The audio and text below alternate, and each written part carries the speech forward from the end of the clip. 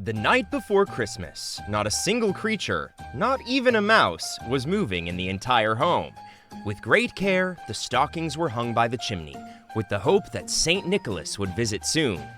Dreams of sugar plums danced in the heads of the children, who were snuggled or comfortable in their beds.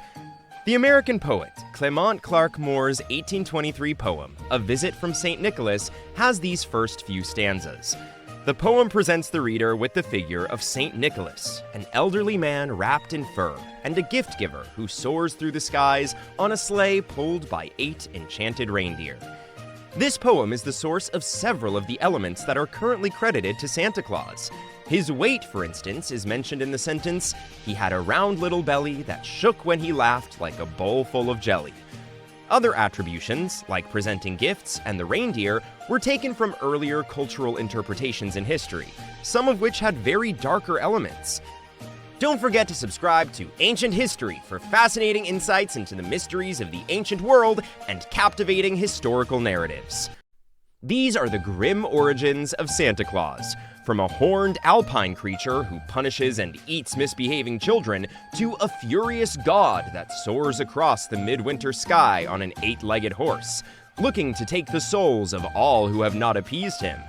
Once again, it's that time of year when people in the West gather with friends and family to celebrate Christmas, a heavily commercialized Christian holiday that has its origins in Germanic and Old Roman midwinter pagan festivals like Saturnalia or Yuletide.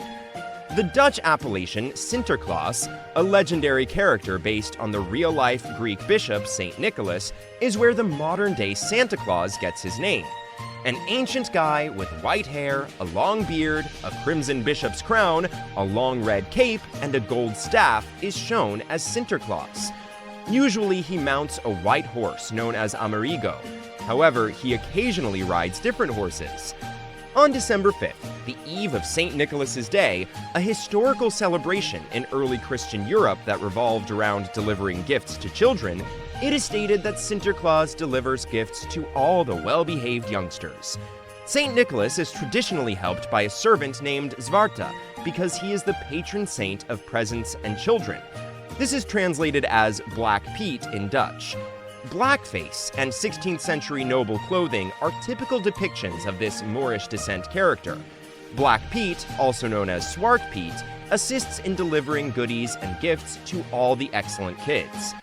Sinterklaas keeps a large red book with him that lists every child's good and bad deeds for the previous year. Sinterklaas is mostly associated with the custom of distributing gifts, but he's also had a reputation for being a severe disciplinarian. In the past, he would punish misbehaving kids by spanking them with a birch rod or a broom made of willow branches. Older Sinterklaas songs describe mischievous kids being abducted, placed in Black Pete's bag, and transported to Spain, the purported home of Sinterklaas. In the 1700s, Dutch pioneers and immigrants brought many of these traits to North America, especially to the states of Pennsylvania and New York. During the Roman Empire, the genuine St. Nicholas was a Greek bishop from the seaside city of Myra. His fabled hidden gift-giving prowess was a well-known quality that has been carried over to his named fictitious persona. He was claimed to have been born to rich Christian parents and had a penchant for giving. In one of the most well-known and early accounts of his life, he is reported to have saved 3 girls from forced prostitution by throwing a bag of gold money through their home window for 3 nights, allowing their father to provide a dowry for each of the gifts. It is reported that he traveled to Egypt and Palestine on a pilgrimage when he was younger. After his return, he was appointed as a bishop of Myra. Theodosius II ordered the construction of the St. Nicholas Church at Myra on the site of the church where Nicholas had served as bishop, less than 200 years after Nicholas's passing. Let's go back in time to the European Middle Ages. On December 6th, St. Nicholas's Day, the eve of his naming day, it was customary to give gifts to youngsters. Over time, a lot of nations decided to shift this custom to December 24th and 25th. And it is still commonly observed today. A midwinter figure was chosen as the main provider of gifts, cheerleader, and Christmas spirit in England as early as the 16th century. Father Christmas was and still is the name given to this character. He was described as a big guy dressed in fur-lined green or crimson robes. The Father Christmas event was shifted to December 25th to fall on Christmas Day, as England no longer observed St. Nicholas's feast day on December 6th. However, this figure was a relic from the pagan past of early England. The English were among the Germanic nations that observed Yule, a midwinter festival. It was claimed that supernatural and spectral events, like the Wild Hunt, an apparitional procession across the sky, became more common at this time. The head of the Wild Hunt is often identified with the Norse god Odin, who went by a variety of names, including Jolnir, which means Yule figure, and Langbarða, which means Longbeard in Old Norse. It was stated that Odin, also known as Jolnir, rode through the midwinter sky astride his 8-legged horse Sleipnir, wearing a long white beard and a blue hooded robe. In other cases, children were warned not to venture outside at night for fear that he might kidnap their souls. He was also rumored to bring gifts during the Yuletide season. Traditions, like most things, eventually change and develop throughout time, occasionally becoming considerably darker. An iconic symbol of Christmas celebrations, Krampus is a fearsome, horned, demon-like monster that originated in the Alpine communities of Bavaria and other parts of Germany.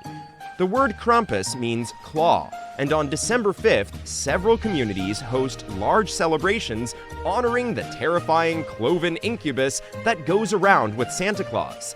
Children's houses are visited by St. Nicholas and Krampus as per the custom. The youngsters, who behave properly, will receive gifts and goodies from Santa, while the misbehaving ones will be struck by Krampus's birch rods. Despite Krampus's varied guises, the most of them have certain physical traits in common. Typically, he has brown or black fur covering his body, making him hairy. He has fangs, a long pointed tongue, and goat's cloven hooves and horns. Carrying chains, which are said to represent the devil's binding, Krampus flails them around for a startling and dramatic impact. Krampus occasionally makes an appearance with a basket or sack tied to his back. This is to carry nasty children off to be eaten, drowned, or sent back to hell. In other regions of Germany and Europe, Belsnickel, also known as Belsnickel or Belsnickel, is another well-liked Christmas figure. In German legend, he is a grumpy, fur-clad Christmas gift-bringer. There are other Pennsylvania Dutch villages where he is present. In contrast to Krampus and Black Pete, Belsnickel goes to children's homes by himself rather than with Santa. He manifests as a man with furs and occasionally a mask on. He usually wears tattered, unclean, and ragged clothes and is quite untidy.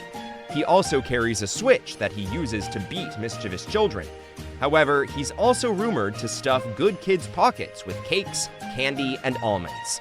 As time went on, the legend of St. Nicholas, also known as Santa Claus, changed and was introduced to the New World by early European settlers through a synthesis of diverse cultural characteristics and customs.